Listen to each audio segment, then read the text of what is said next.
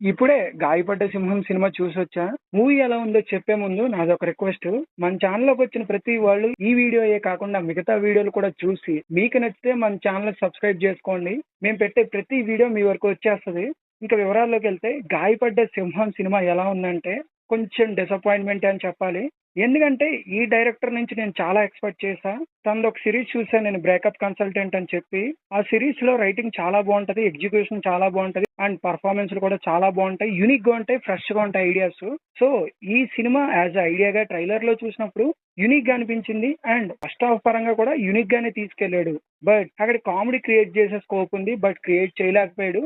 చాలా వరకు క్రియేట్ చేయడానికి ట్రై చేశాడు గానీ ఫుల్‌గా ఫ్లష్ ఔట్ చేయలేకపోయాడని చెప్పి నాకు పర్సనల్‌గా అనిపించింది. అండ్ 'జేడీ చక్రవర్తి' గారున్నారు ఈ సినిమాలో. ఆయన క్యారెక్టర్ కూడా బానే డిజైన్ చేసుకున్నారు. బట్ ఫుల్‌గా యూజ్ చేసుకోలేదన్నట్టు అనిపించింది నాకు. అండ్ 'తరుణ్ భాస్కర్' చుట్టూ తిరుగుతది ఈ సినిమా. 'తరుణ్ భాస్కర్' హీరో ఈ సినిమాకి మనకు తెలుసు. అతను యాస్ ఎ పర్ఫార్మర్‌గా తన 100% ఇచ్చేసాడు. అండ్ ఈ సినిమాలో కశ్యప్ కూడా యాక్ట్ చేశాడు. అతని పర్ఫార్మెన్స్ కూడా బావుంటది. 'తరుణ్ భాస్కర్' పక్కన ఉంటాడు. అండ్ వీళ్ళతో పాటు ఈ సినిమాలో 'శుభలాక్ సుధాకర్' గారు గాని, 'హర్షవర్ధన్' గాని అండ్ 'ఫరియా అబ్దుల్లా' గాని వీళ్ళ పర్ఫార్మెన్స్‌లు బావుంటాయి. వీళ్ళ క్యారెక్టర్ పరంగా పర్ఫార్మెన్స్ ఎక్స్‌ట్రాక్షన్ బానే ఉంటది. కానీ సీన్‌లు ఇంకా బాగా రాసుకొని ఉంటే చాలా బాగుండేదనిపించింది. చాలా చాలా చాలా స్కోప్ ఉంది. అండ్ డైరెక్టర్ ఏదైతే పాయింట్ పట్టుకున్నాడో ఆ పాయింటే లిమిటేషన్స్ క్రియేట్ చేసినట్టు అనిపించింది. ఆ పాయింటే కట్టేసినట్టు అనిపించింది. దాని మీద ఎళ్ళాల్సొచ్చింది. ఇన్‌ఫాక్ట్ దాని మీద ఎళ్ళినా కామెడీ క్రియేట్ చేయొచ్చు. క్రియేట్ చేయలేకపోయాడని చెప్పాలి. యాస్ ఎ రైటర్‌గా కశ్యప్ డిసప్పాయింట్ చేశాడు. బట్ యాజ్ ఏ డైరెక్టర్ గా కొంచెం మెప్పించాడని చెప్పాలి.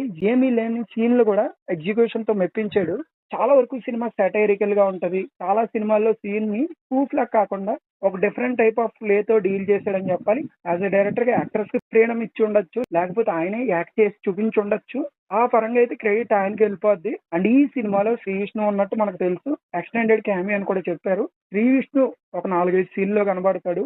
శ్రీ విష్ణు క్యారెక్టర్ పరంగా చాలా డిఫరెంట్ గా ట్రై చేశాడు. అది కూడా బానే ఉంది. కానీ సీన్లు ఏవైతే రాసుకున్నాడో దాంట్లో దమ్ము లేదు. ఆ సీన్లు బాగా రాసుకుని ఉంటే శ్రీ విష్ణు పర్ఫార్మెన్స్ కి స్కోప్ ఉండేది.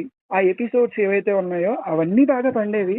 ఈ సినిమాలో ఒక 4-5 సినిమాలకు సంబంధించిన స్పూఫ్లు ఉంటాయి. మెయిన్ ఎపిసోడ్స్ ముఖ్యంగా ఒక ఇండస్ట్రీ హిట్ స్పూఫ్ ఉంది. అదైతే నెక్స్ట్ లెవెల్లో ఉంటది. అది బాగా వర్కౌట్ అయింది అన్నిటికన్నా.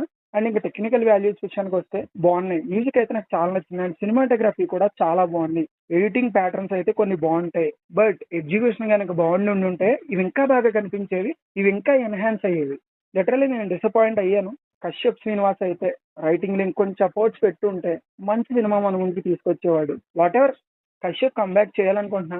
నెక్స్ట్ తీసే సినిమా ఇరగదీస్తాడని నమ్మకం ఉంది. ఎవరైతే కొత్తదనాన్ని ఎక్స్పెక్ట్ చేస్తారో, ఎవరైతే యూనిక్ స్టోరీ టెల్లింగ్ ఎక్స్పెక్ట్ చేస్తారో వాళ్ళకైతే వన్ టైం వాచ్ అన్నట్టు అనిపిస్తుంది. అవి కూడా ఏం పెద్దగా ఎక్స్ప్లోర్ చేయలేదు. అన్ని హాఫ్ బేకుల్లో ఉంటాయి. థియేటర్ నుంచి బయటకు వచ్చాక బ్యాడ్ ఫిల్మ్ అయితే చూడలేదని ఫీలింగ్ కలుగుతుంది కానీ కంప్లీట్ సాటిస్ఫాక్షన్ అయితే రాదు. అండ్ నెక్స్ట్ మన ఛానల్లో 'జెట్లీ' మూవీ రివ్యూ అప్లోడ్ చేస్తాం. అంతవరకు stay tune to us. Keep supporting us.